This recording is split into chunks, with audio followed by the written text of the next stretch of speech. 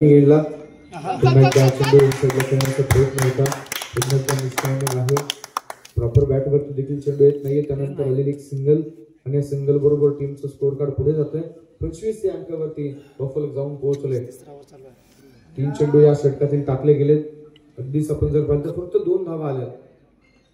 उजाडलेचा चेंडू हळूहळू पण कट केला आणि या चेंडूवरती सिंगल मिळते बफल वरती 26 धावा गोल नहीं आता फीलिंग है हो जा रहा है रोको क्या मारता है उल्लास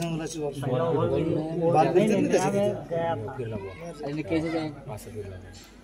इससे पहले मैं सुना रहा था ना देख लेता